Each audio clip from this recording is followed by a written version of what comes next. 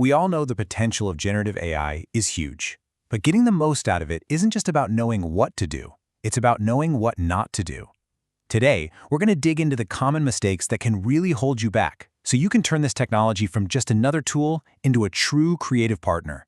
Welcome to Part 8 of our series, which is all based on that fantastic report from Virtualization Options LLC. Now, we've already talked about how to build great prompts. So today, we're flipping the script and looking at the other side of the coin, what not to do. You know, sometimes mastering what to avoid is the fastest way to get absolutely incredible results. So, here's what's on deck today. We'll kick things off with the most common error of all, unclear instructions. Then, we'll dive into the dangers of blind trust and that subtle trap of losing your station's unique voice. And finally, we'll talk about how to move past just avoiding mistakes and start building a real, effective partnership with your AI. All right, let's jump right into the single biggest mistake people make, being vague.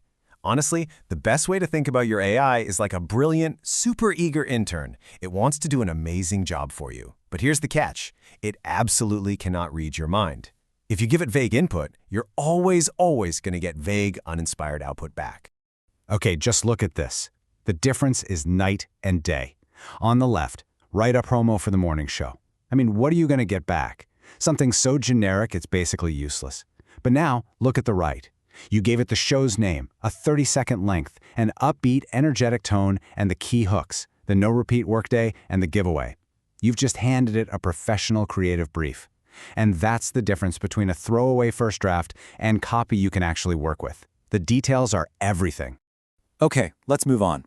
The next critical mistake is all about what you do after you get that response. It's the mistake of blind trust. It is so tempting to see a perfectly written, polished paragraph and just assume everything in it is correct. But for a broadcast professional, that assumption can be incredibly dangerous. This quote from the report really gets to the heart of it. You have to remember, an AI's #1 goal is to create text that sounds plausible, based on all the data it was trained on. Its goal isn't necessarily to be truthful. And this can lead to what the experts call hallucination, where the AI will just confidently invent facts, stats, or sources that are completely wrong. So, it is so important to always remember these limitations. The AI is not checking the latest news feeds. It doesn't know about that big traffic pileup on the highway, unless you tell it. It has zero built-in knowledge of your local market, your community, or something as critical as FCC regulations. Every single one of these points drives home the same non-negotiable rule. Human oversight and good old-fashioned fact-checking are mandatory, no exceptions. Now, this next one is a little more subtle, but man, it can be just as damaging. And that's letting the AI's generic voice take over your station's unique brand. Think about it. You spent years, maybe decades, building a specific sound, a personality that your listeners know, trust, and love. The last thing you want is to let that get watered down by a sea of generic AI content.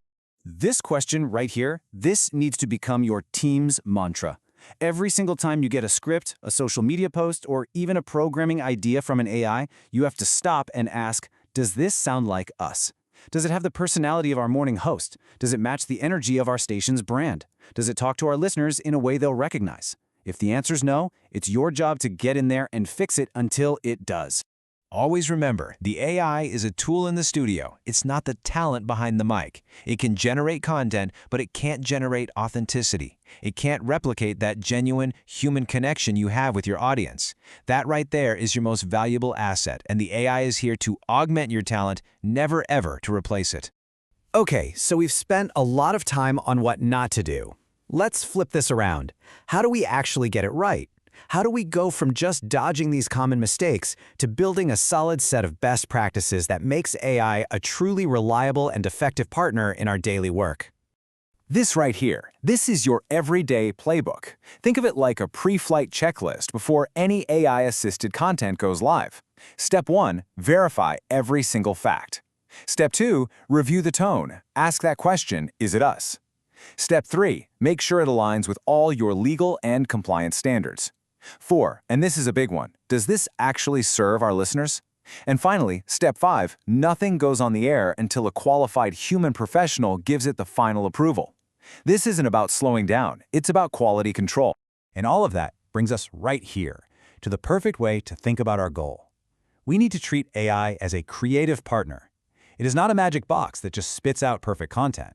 It's a tireless assistant, great for bouncing ideas off of and getting a first draft done, but it always operates under your expert direction and your final judgment.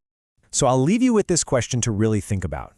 As you look at how AI is being used in your station, is it a powerful tool that's pushing your team's creativity and making you more efficient, or is it becoming a comfortable crutch that's leading to lazy prompts, blind trust, and a generic sound?